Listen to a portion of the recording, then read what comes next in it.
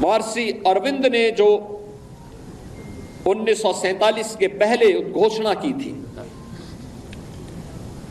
आजादी की देश की विभाजन की त्रासदी आजादी के मिलने के बाद अक्सर उन्होंने इस बारे में अपनी चिंता व्यक्त भी की और उन्होंने इस बात को कहा था कि आध्यात्मिक जगत में पाकिस्तान कोई वास्तविकता नहीं है,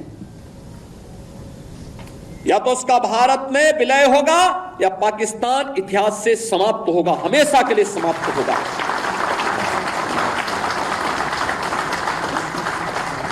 क्योंकि आध्यात्मिक जगत में जब जिसका कोई वास्तविक अस्तित्व नहीं है उसको नष्ट ही होना है, और उसकी नष्टता, उसके नश्वरता को हमें संदेह की निगाहों से नहीं देखना चाहिए। हमें मानना चाहिए ये होगा, लेकिन इसके लिए हमें भी तैयार होना होगा।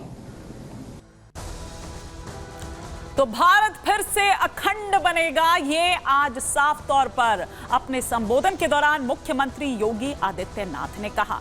एक सभा में वो थे, जो कार्यक्रम दरअसल आयोजित किया गया था आज, यानी कि विभाजन स्मृति दिवस के इस मौके पर, और उनका जो योगदान है उसे याद किया जा रहा था। और इसके लिए इस मौके पर जो योगी सरकार की और पूरे, आप देखिए पूरा मंत्रिमंडल है, सिर्फ मुख्यमंत्री वहां पर नहीं है, तमाम जो डेप्यूटी सीएम है, तमाम जो मंत्रिमंडल है वो उनका वहां पर पद यात्रा करता हुआ नजर आया इस विभाजन विभीषिका दिवस पर, उस स्मृति को याद करते हुए कि जो पूर्व में गलतियां हुई है वो दोहरानी नहीं है।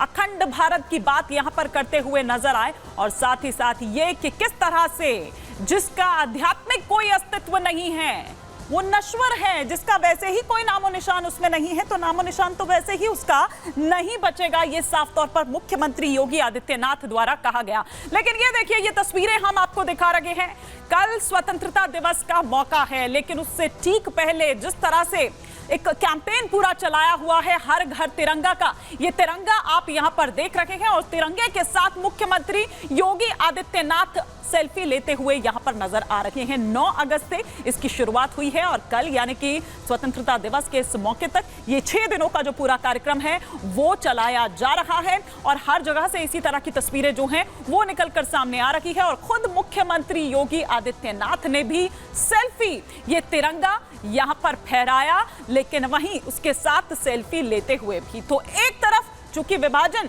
जो स्मृति दिवस है उस पर गुस्से में नजर आए, पाकिस्तान को चेताते हुए नजर आए, और वहीं दूसरी तरफ वो देश प्रेम को दिखाती तस्वीरें भी आप मुख्यमंत्री योगी आदित्यनाथ की देख रहे थे वहां सेल्फी लेते हुए। लेकिन आइए आपको बताते हैं बंटवारे का ये काला दिन, ये स्मृति दिवस जो है, विभाजन स्मृति दिवस 1947 में आजादी के बाद भारतवर्ष के 2 टुकड़े हो गए थे, हिंदुस्तान पाकिस्तान। 14 अगस्त को भारत और पाकिस्तान 2 हिस्सों में बंट गए थे।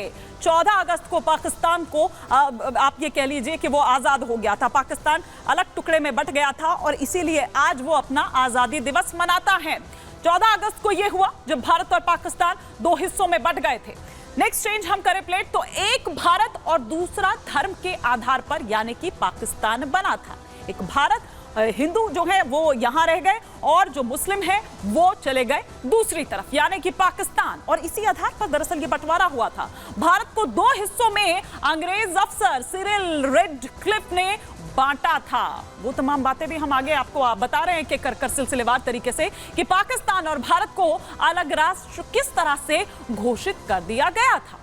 लेकिन 14 अगस्त 1947 को भारत के लिए बहुत ही ये एक बुरा दिन था। आप इसको इस तरह से समझिए कि अपना शरीर का एक अंग जो है, मतलब आधा, वो दो हिस्सों में बंट गया है।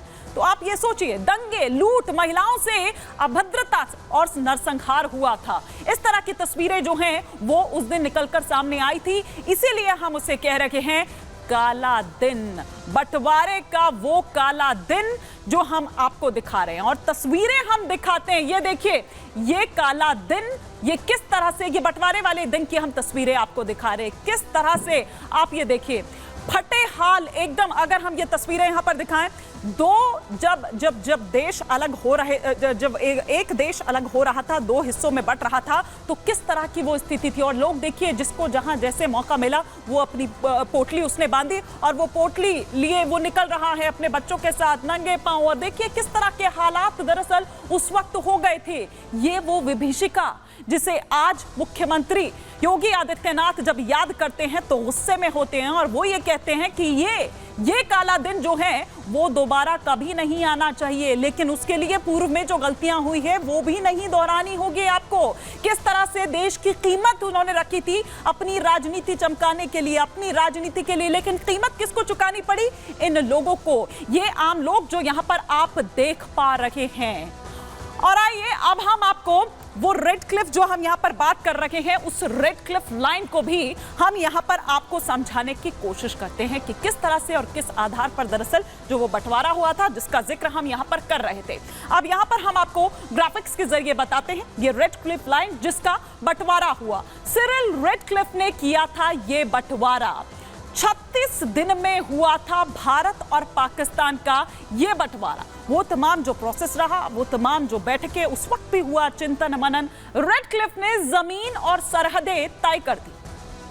रेडक्लिफ की ओर से यह तय किया गया 8 जुलाई 1947 से सरहदें बांटने की जो प्रक्रिया है वो शुरू हो गई थी और 36 दिन में बांट दिए गए। गांव हो, नदियां हो, नहर हो, शहर हो, सब कुछ बांट दिया गया। सिर्फ 36 दिन लगे।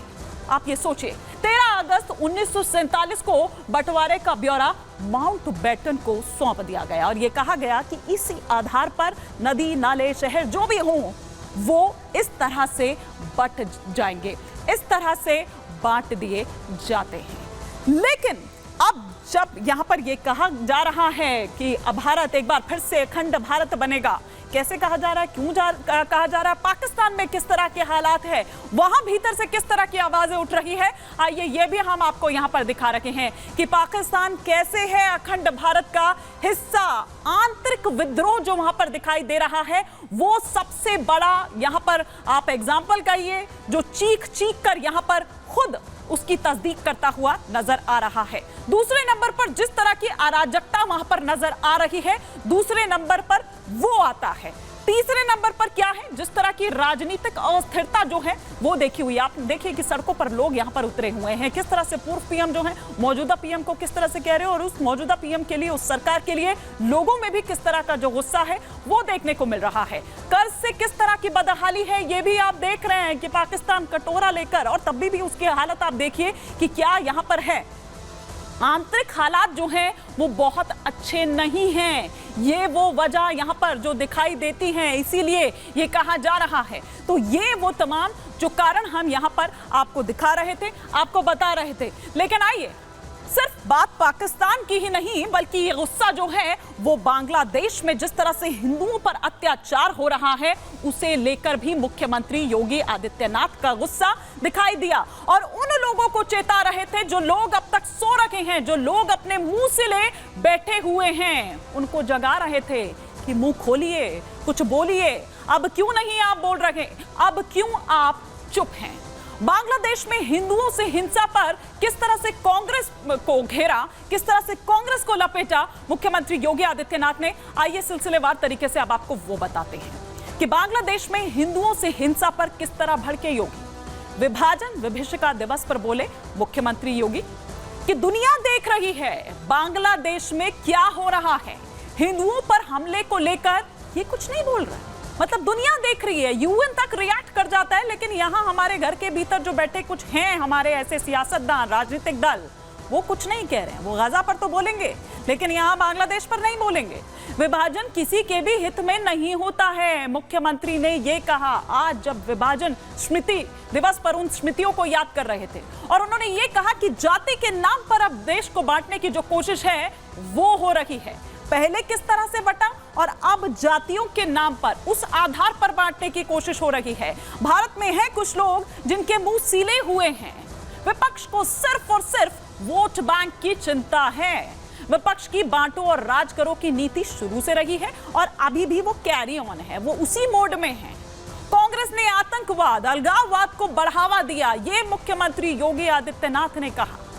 कांग्रेस के पाप कभी माफ नहीं होंगे। बांग्लादेश में हिंदुओं की जान खतरे में है। मजहबी उन्माद से देश को बचाना है और हमें तैयार रहना होगा, गलतियों से बचना होगा। जो पूर्व में गलती हो चुकी है वो दोहरानी नहीं होगी, क्योंकि किस तरह से उसका जो खामियाजा है भुगतना पड़ा है और उसकी कीमत जो है वो देश के जो लोग हैं उनको चुकानी पड़ती है।